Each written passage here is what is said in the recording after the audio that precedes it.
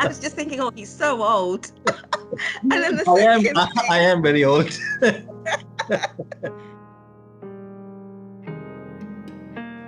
The best thing about my job is working the NHS is about patient facing, working within a team, and I think working within all different kinds of people from different parts of the world.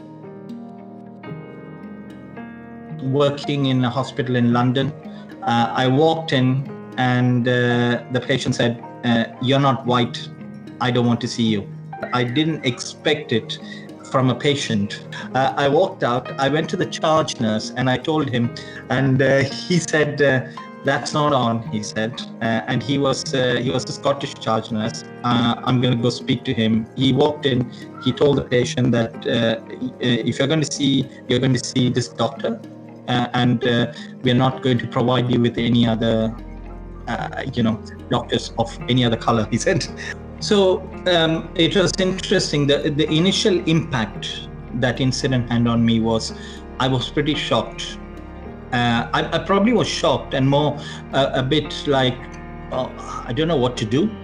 So that's why I went back to the charge nurse, because he's the first point of contact, and then went back home next day, reflected on it, and that's when it really hit me that someone has just decided not to see me because of my color.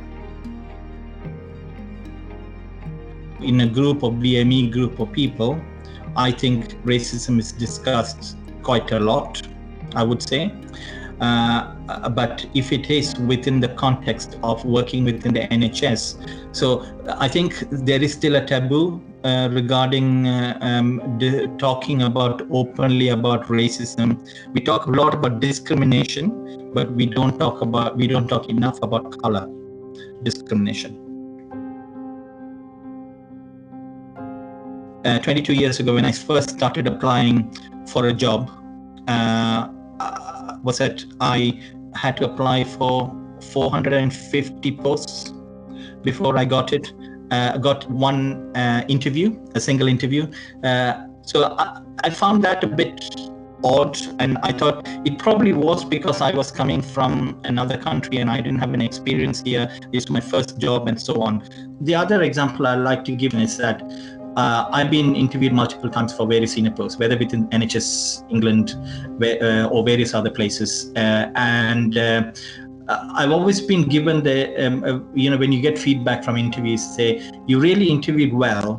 You probably interviewed as well as the person we've given to, but we've given it to someone else. But the answers are not forthcoming. About the feedback can be really difficult. And for me, the whole thing is about, if you're going to give feedback, you need to make very clear why the person didn't get the post.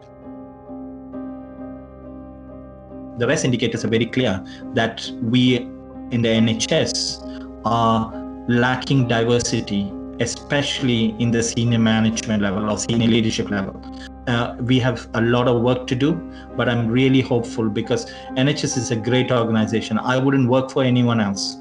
But to make it the best in the world, we also need to get our diversity sorted, which we haven't yet, but I'm quite sure we will.